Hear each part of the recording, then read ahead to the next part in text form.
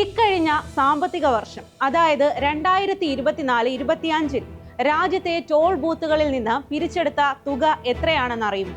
72,932 കോടി രൂപയാണ്.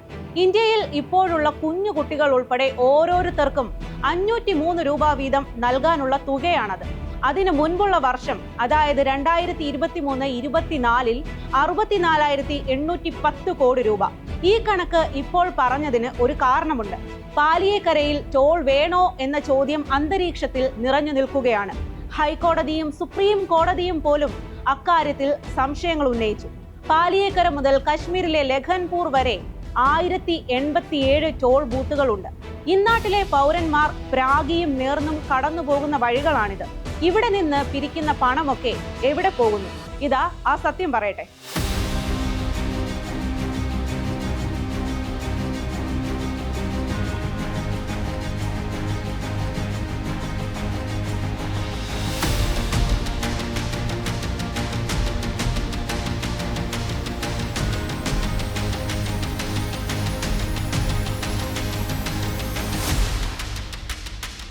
ഇടപ്പള്ളി മുതൽ മണ്ണൂത്തി വരെ 62 കിലോമീറ്ററിന് നിർമ്മാണ ചെലവ് 721 കോടി രൂപയായിരുന്നു. പണി പൂർത്തിയായി എന്നറിയിച്ച് ടോൾ പിരിവ് തുടങ്ങിയത് 2012 ഫെബ്രുവരിയിൽ. ഈ 13 വർഷം കൊണ്ട് 1521 കോടി രൂപ പിരിച്ചു കഴിഞ്ഞു.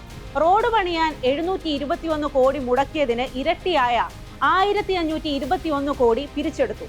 ഇനിയും 2 വർഷം കൂടി പിരിവ് നടത്താൻ അനുവാദമുണ്ട്. ഓരോ 24 മണിക്കൂറിലും പാലിയേക്കരയിലൂടെ കടന്നുപോകുന്നത് 42,000 വാഹനങ്ങളാണ്. ഒരു ദിവസത്തെ മാത്രം പിരിവ് 52 ലക്ഷം രൂപയാണ്. ഇങ്ങനെ കഴിഞ്ഞ വർഷങ്ങളിൽ പിരിച്ച തുകയുടെ കണക്ക് ഇതാണ്. 2019 120 കോടി 20 ലക്ഷം, 2020 103 കോടി 53 ലക്ഷം, 2021 116 കോടി 36 ലക്ഷം, 2022 162 കോടി 95 ലക്ഷം, 2023 186 കോടി 34 ലക്ഷം, 2024 188 കോടി 94 ലക്ഷം രൂപ.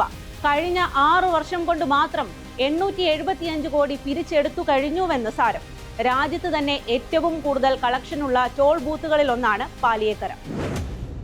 ഗുരുവായൂർ ഇൻഫ്രാസ്ട്രക്ചർ പ്രൈവറ്റ് ലിമിറ്റഡ് ആണ് പാത പണിത് ടോൾ പിരിവ് നടത്തുന്നത്. കമ്പനിയുടെ മൊത്തം സാമ്പത്തിക ഇടപാടുകളിൽ സംശയമുണ്ടായതിനെ തുടർന്ന് പലതവണ അന്വേഷണങ്ങൾ നടന്നു. കമ്പനിയുടെ 125 കോടി 21 ലക്ഷം രൂപയുടെ ആസ്തികൾ മരവിപ്പിച്ചു. അക്കാര്യത്തിലൊക്കെ ഇപ്പോഴും അന്വേഷണം നടന്നുകൊണ്ടിരിക്കുകയാണ്.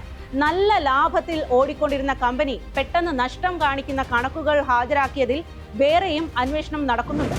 പാലിയേക്കര കൂടാതെ കുമ്പളം, പന്ന്യങ്കര, പൊന്നാരിമംഗലം, തിരുവല്ലം, തിരുവങ്ങാട്, ദേവികുളം, ചുള്ളിമട ഇവിടങ്ങളിലൊക്കെ സംസ്ഥാനത്ത് ദേശീയപാതയുടെ ഭാഗമായി ടോൾ പിരിവ് നടക്കുന്നുണ്ട്.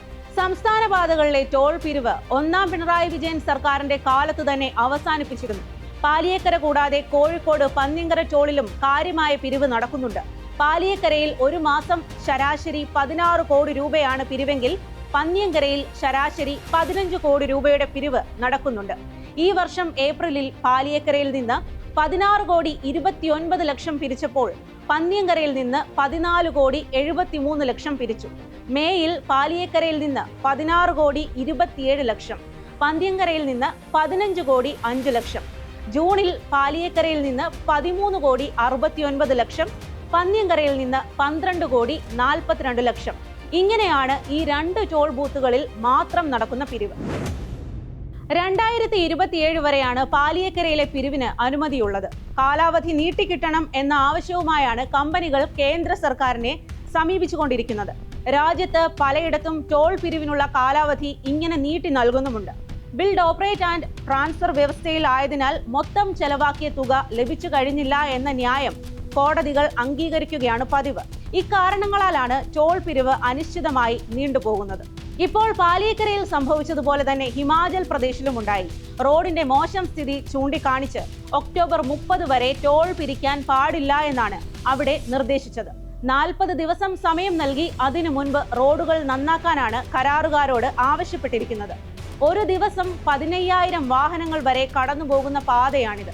ദിവസം 11 ലക്ഷമാണ് ടോളായി ലഭിച്ചിരുന്നത്. വഴി മോശമായതിനാൽ ഹിമാചലിൽ 40 ദിവസം പിരിവ് നിർത്തിവെക്കാമെങ്കിൽ കേരളത്തിലും എന്തുകൊണ്ട് സാധിക്കുന്നില്ല എന്നാണ് ചോദ്യം. പാലിയേക്കരയിൽ സമരവും പ്രതിഷേധവും തുടങ്ങിയിട്ട് 12 വർഷത്തിലേറെയായി. ടോൾ പിരിവ് തുടങ്ങിയപ്പോൾ മുതൽ പ്രതിഷേധവുമുണ്ട്.